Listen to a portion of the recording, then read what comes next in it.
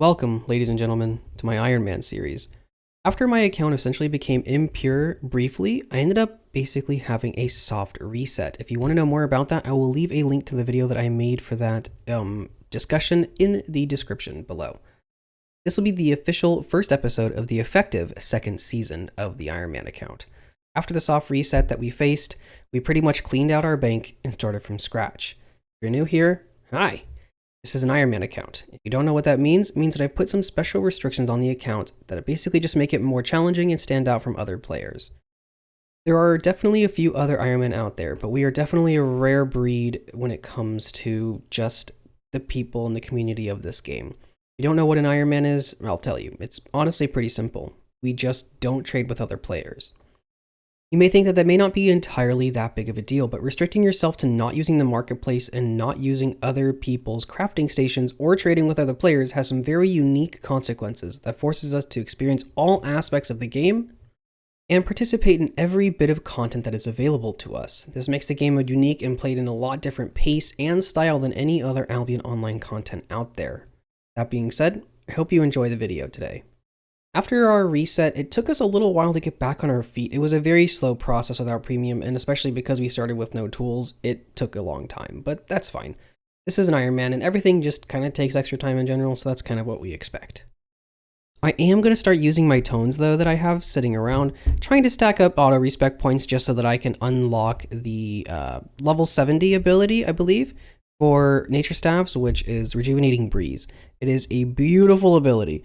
Basically, what it does is it allows your heals to spread to 10 people around you, which is incredible. And it's also very satisfying to look at in ZVZ with Faction Warfare. If we end up getting something like that, we'll definitely be using that whenever it comes to the Bandit Assault and also just casual PvP/ZVZ. Also, this is kind of a random bit that's just kind of in here, but I did manage to snag one of those chests that spawns in the world. If you guys haven't done that yet, this is what the 8.3 people that are roaming around usually fight over for whatever the hell reason. Yeah, it's really not that interesting. The loot isn't fantastic. Maybe I just got unlucky, maybe not. But this was, I believe, before I had premium, so maybe that was it. Even though the loot from that chest was incredibly underwhelming, I did end up getting a fawn, my first fawn for this Ironman account, or at least this reset. I don't actually remember if I've gotten one in the past, but either way, this is my first one. It's going to be my first non-horse mount of the season, so that's pretty nice. And it's more valuable to me than the chest like itself, so definitely going to be very useful. It can carry more, and it moves faster than a tier 3 horse, which is pretty much what I'm stuck with. So this will speed things up quite a bit. And also, I do stream pretty much all of this, and after about a 4-hour stream, we ended up getting some silver and transmuting up a bunch of tier 4 leather up to tier 6, so I could craft myself a set of gathering gear. I plan to do a lot of gathering at some point or another, and just kind of casually throughout the gameplay. And so this will definitely add some bonuses. Since we don't get that 50% for premium, it'll make a really big difference in the long run. I believe right now it's a 35% increase with tier 6. As you can see, I do spend a reasonable amount of time gathering. It's a bit of a process, especially with only like an ox and no other faster mounts until that fawn grows. But hey, I need stuff to, get things moving and need materials and stuff like that. I need leather and I need fiber so I can make bags and capes, which I'll be using those shortly. And we'll be using the faction points in combination with those, of course, to make Bridgewatch capes and probably sell them on the black market, which will help us get our premium considerably faster. Finally ended up getting our thing grown. With premium, it takes twice as long for your animals to grow, so it was pretty brutal. It was 4 whole days before this thing grew, but this will be a fantastic mount for us. It's going to make our lives so much easier. It's going to be faster. I'm going to be able to carry more stuff. It'll make gathering, and it'll also make just moving around the game considerably faster, which in the long term will save us a ton of time. So this is going to be linking back to a clip at the beginning of the video. I spent some time and resources to get a druid staff crafted. This is a bit of a detour for what I've been doing when it comes to just like going for just getting premium. But realistically, I'm going to need this eventually so that I can consistently craft a staff that actually has me lets me use Rejuvenating Breeze, because the tier 5 druid staff only requires a rune for like the artifact piece to get it and craft it, so it's actually pretty easy for us to get our hands on, and it's a rather useful piece of gear as well. So I get a lot of people that pretty much come in here and tell me like I should go do some risky stuff, or like I should do PvP. And this season is going to be much more PvP oriented. If you've been watching the streams at all, I've been doing a lot more PvP. And in the next episode, there will be a lot more PvP than you guys have ever seen in the Ironman series before. So just understand that I am trying to get into that content. It's a huge learning curve and I'm slowly working on it. But that being said, getting Ironman gear can be pretty difficult sometimes.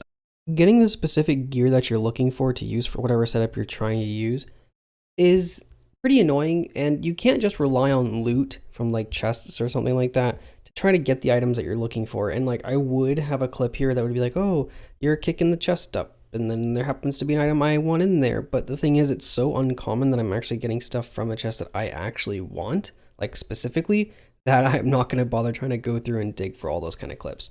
So the thing is, whenever I want to make like a tier 5 pair of swords, you have to remember that it takes 3 tier 5 leather or 3 tier 5 hide to make a single piece of tier 5 leather. It also takes a tier 4 piece of leather on top of that.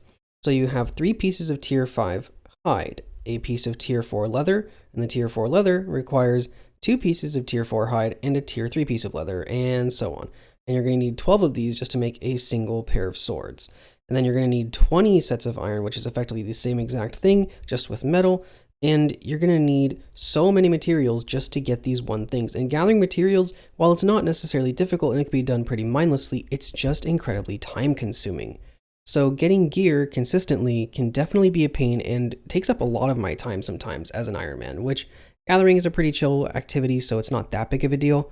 But there are a couple things that I'll be showing you guys in the next episode that I'm doing to kind of try to help myself not have to get stuck in situations where I don't have gear, but without having to spend all of the time gathering. When I say that this first episode wasn't even a grind, it was more of a crawl, I'm definitely not kidding. I made this set of tier 6 swords and wiggled my way to the perfect amount of IP that I needed to start Corrupted Dungeons in a Slayer tier, risking 1200 IP gear that I effectively had no hope of getting back in a reasonable amount of time if I died. I knew that, but I knew it was worth the risk.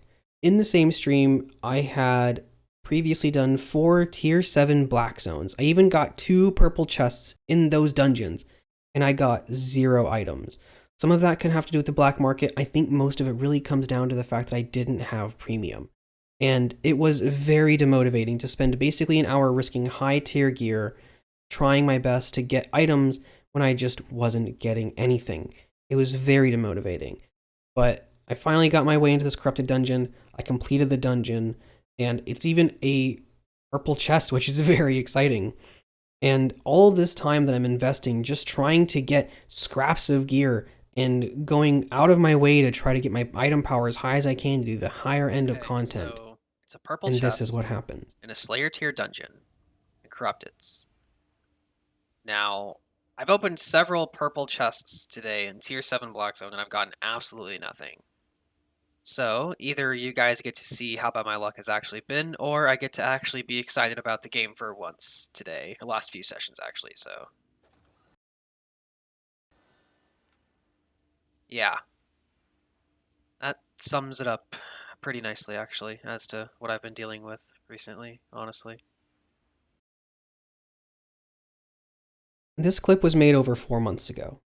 After events like this happening consistently, because if you watch the streams, trust me, it was really, really brutal. Can you really blame me for it taking almost 5 months to upload the season premiere of this? I mean, it took me a ton of time to scrounge up gear and jump through hoops, even with max spec, just to get stuff on the Ironman like this. But realistically, it was a journey that I knew it was going to take a lot of time. We're Ironmen, and that's just what we have to do. Unfortunately for us, we have a lot of work to do, but at the same time, maybe that's a good thing. We have goods to deliver, action points to earn, we have monsters to slay, and people to kill. Chests to loot, and resources to gather, and items to craft and imbue with magic. And in the end, after all this time and work, it all boils down this moment. 5 months in the making. Welcome, ladies and gentlemen, the second season of the Ironman series. Playing Albion without premium is a very sobering experience, to the fact that this game is not meant to be played without premium. It is fucking brutal. I don't know how long this video has been. It's been a long time since I started playing the Albion Online Ironman and started playing it without premium, because I had no premium for like this entire last like couple months, and I've been playing off and on. Now, see, the thing that's nice about not having premium is that I'm not obligated to play during that time, so I could take the time, play very casually. But as soon as I press this button, that took me however fucking long to get the silver for, it's pretty much locking me into playing at least enough to get 9 million silver again over the course of this next month. But like 100% crop yield, 100% farm growth rate, reduced market tax, which isn't relevant for me. Actually, it's not entirely true. I think the black market does have a tax, so it does help that. Um, Silver and loot, gathering yield. The gathering yield's been such a big deal. I've been refusing to gather almost if I didn't have to, because 50% yield is such a big difference. 100% crop yield is such a big difference. I've been putting off all of these things because it's just not worth it without premium. And so after however long, I don't know how long this video is, we're going to finally lock ourselves into pretty much being able to play the game again, because God, this was miserable. Playing the game without premium is not worth it. That's why we don't have to do it anymore.